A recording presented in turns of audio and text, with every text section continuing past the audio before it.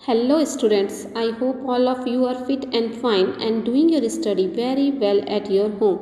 Dear students, let us start our today's EVS class and today we are going to start our chapter number 20, water and its form. Students, water is very important for us because we cannot live without water. हम पानी के बिना जिंदा नहीं रह सकते हैं। अगर मैं आपसे कहूँ कि आपको पानी नहीं मिलेगा तो आप क्या पानी के बिना रह पाओगे? नहीं, क्योंकि वाटर हमारे लिए बहुत ज़रूरी है और वाटर का यूज़ हम सिर्फ पीने के लिए ही नहीं करते हैं। बहुत सारे ऐसे काम हैं जिसके लिए हमें वाटर की नीड होती है, like cooking, bathing, washing etcetera. So students, let us start our today's class. Do you remember which of the following is a solid form of water? Dear students, water जो होता है 3 form में पाया जाता है. एक तो सॉलिड होता है, सेकेंड लिक्विड होता है एंड थर्ड है गैसियस. अब हम कैसे जानेंगे कि वाटर कब सॉलिड फॉर्म में है, कब लिक्विड फॉर्म में है और कब गैसियस फॉर्म में है? जब हम जो हमारा पीने वाला पानी है, जिससे हम जैसे हम पानी पीते हैं, जिस पानी से हम कपड़े धोते हैं, जिस पानी से हम खाना बनाते हैं, ये जितना भी वाटर है ये लिक्विड फॉर्म में होता है. किसमें? लिक्विड फॉर्म में होता है. इसके अलावा जब हम उसी वाटर को, पानी को फ्रिज में रख के उसकी बर्फ़ बना देते हैं तो वो किस फॉर्म में हो जाता है? वो सॉलिड फॉर्म में हो जाता है. और फिर से जब वही पानी अगर हम उसको हीट करते हैं, उसको गर्म करते हैं तो वो क्या होता है? इवोपोरेट होने लगता है, भाप बन के उड़ने लगता है. तो वो जो फॉर्म होता है वाटर का वो गैसियस फॉर्म होता है. सो स्टूडेंट्स, जो वाटर होता है ना वो 3 फॉर्म में होता है, solid, liquid and gaseous form में. And in this picture which of the following is a solid form of water? इस पिक्चर में ये क्या है? आपको ये बताना है कि कौन सा ऐसा फॉर्म है वाटर का जो सॉलिड है. तो फर्स्ट जो फिगर है आपका जो दिया है ये क्या है? ये सॉलिड फॉर्म है? नो. ठीक है, ये सॉलिड फॉर्म नहीं है. सेकंड आपका है जो आइस है, आइस सॉलिड फॉर्म है? यस. स्नो भी सॉलिड फॉर्म है? यस. और उसके बाद से है आपका स्टीम. स्टीम क्या है? ये सॉलिड फॉर्म है? नो. ये क्या है? गैसियस फॉर्म है, तो ये नहीं होगा. Okay students, water is found in 3 forms. Water कितने फॉर्म में पाया जाता है? 3 फॉर्म में, 3 रूपों में पाया जाता है. In all the water bodies, जितनी भी वाटर बॉडीज़ है, वाटर बॉडीज़ किसको कहते हैं? लाइक पॉन्ड, लेक, रिवर, सी, ओशन एक्सेट्रा एक्सेट्रा. ये सारा जो है ना, जिसे हम कहते हैं नदी, तालाब, पोखरा, समुद्र, ये सारी क्या है? वाटर बॉडीज़ है जहाँ पे पानी होता है. And water is present in liquid form. इन सारी वाटर बॉडीज़ में जो पानी होता है वो लिक्विड फॉर्म में होता है ना. क्या अभी कभी आपने किसी नदी में या किसी पॉन्ड में पानी को आइस के फॉर्म में देखा है, बर्फ़ की तरह? नो ना. तो ये सारे किस में होते हैं? लिक्विड फॉर्म में होते हैं. Solid form of water is called ice. और जो बर्फ़ का जो सॉलिड फॉर्म होता है, यानी ठोस रूप में जब बर्फ़ होती है तो उसको पानी होता है, उसको हम क्या कहते हैं? आइस. उसको हम बर्फ़ कहते हैं. Water in the gaseous form. और जब वाटर गैसियस फॉर्म में होता है ना तो वो क्या कहलाता है? वेपर और स्टीम. वेपर मीन्स होता है वाष्प, या स्टीम मीन्स होता है भाप बन के उड़ना. जब पानी को हम हीट करते हैं, गर्म करते हैं ना, तो वाष्प के रूप में या भाप के रूप में वो ऊपर उड़ने लगता है. तो इसी को हम क्या कहते हैं? वाटर का गैसियस फॉर्म कहते हैं. Water has some interesting characteristics. Water की कुछ बहुत ही अच्छी विशेषताएं हैं, इंटरेस्टिंग विशेषताएं हैं, कैरेक्टरिस्टिक्स हैं. Let us study about some of them. चलिए उनको समझते हैं. पहला क्या है? Evaporation. Evaporation and condensation. Evaporate का मतलब ही होता है जब हम किसी चीज़ को गर्म करते हैं. ठीक है, जब हम वाटर को गर्म करते हैं तो वो गर्म होने के बाद से भाप के रूप में ऊपर उड़ने लगता है, तो वो क्या कहलाएगा? इवापोरेशन कहलाता है. कंडेंसेशन, ठीक है, कंडेंसेशन का मतलब होता है जब किसी चीज़ को ठंडा किया जाता है. ठीक है. So students, in this form when water gets heated, जब हम पानी को गर्म करते हैं और बिकम्स वार्म, या उसको क्या करते हैं? गर्म, जब वो गर्म हो जाता है, इट चेंजेस इन वेपर. वो किस में बदल जाता है? वेपर में बदलता है, भाप में बदल जाता है. And rise up in the air, और कहाँ चला जाता है? उड़ के एयर में, हवा में. This process is called evaporation. और यही जो प्रोसेस होती है ये क्या कहलाती है?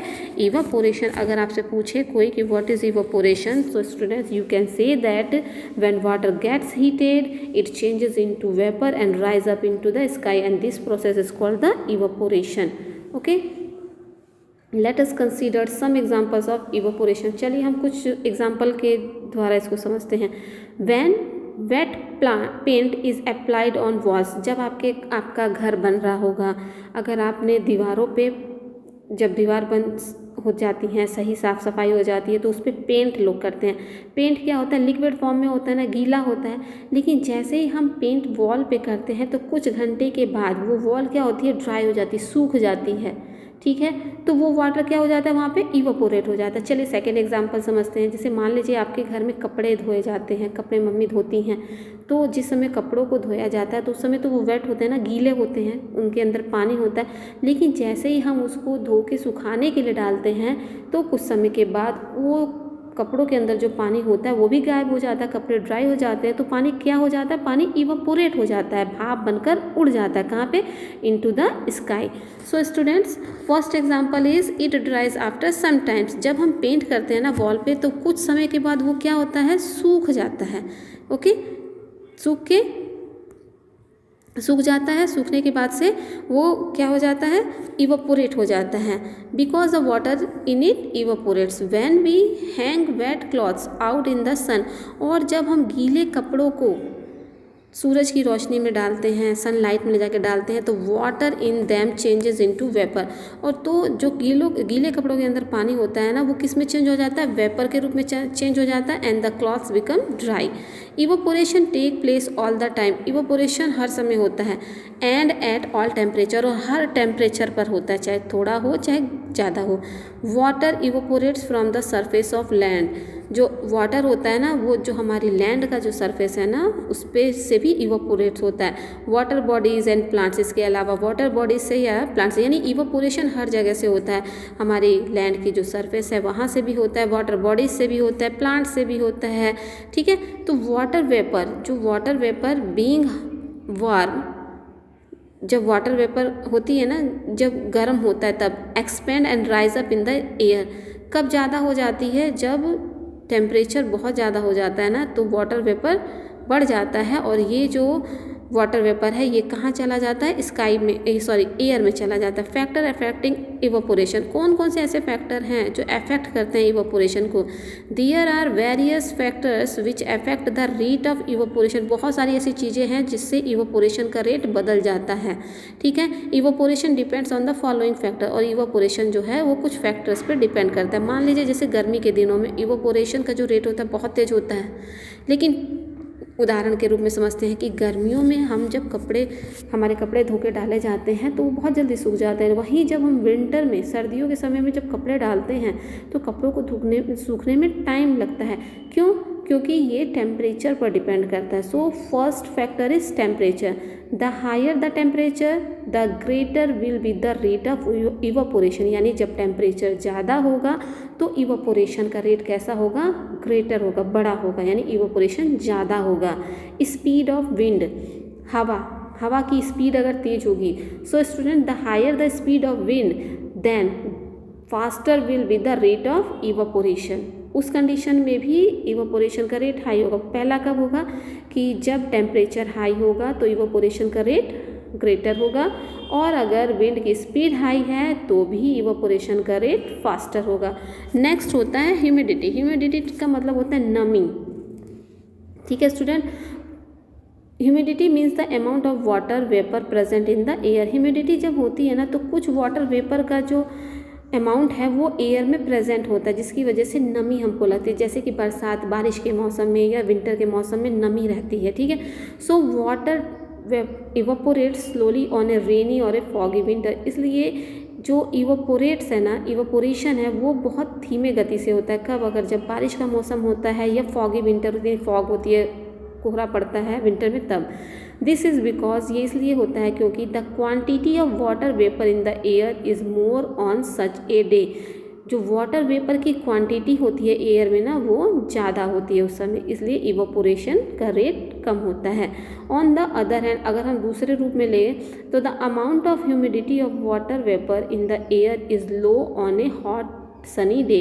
इसके साथ ही अगर सनी डे है, यानी गर्मियों का, बहुत गर्मी का दिन है, तब क्या होता है, ह्यूमिडिटी का रेट जो होता है ना वो कैसा होता है, ज़्यादा होता है, क्योंकि amount of humidity of water vapour in the air is लो।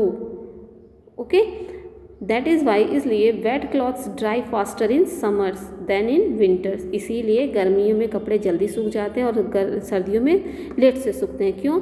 क्योंकि गर्मी के दिन में इवोपोरेशन का रेट हाई होता है, क्योंकि जो वो क्या कहते हैं वहाँ की जो डे होता है हमारा वो कैसा होता है, वार्म, उस समय रेनी डे होता है या फॉगी डे होता है, तो इवोपोरेशन का रेट स्लो होता है, क्योंकि जो एयर है ना उसमें ह्यूमिडिटी होती है, जिसकी वजह से इवोपोरेशन का रेट कम हो जाता है। लेकिन गर्मियों में जब हॉट सनी डे होता है तो ह्यूमिडिटी जो होती है वो ज़्यादा हो जाती है। Okay student, thus the higher the humidity slower will be the rate of evaporation. Surface area, okay, evaporation also depends on the area of the surface. Evaporation इस चीज़ पर भी डिपेंड करता है कि जो सरफेस है, जो सतह है, उसका एरिया कितना ज़्यादा है। ठीक है, the larger the area exposed, अगर एरिया ज़्यादा है the faster will be the rate of evaporation, तो इवोपोरेशन का रेट भी ज़्यादा होगा। Okay students, that's all for today's EVS class. We will meet again in the next video. Till then stay home, stay safe and thanks for watching.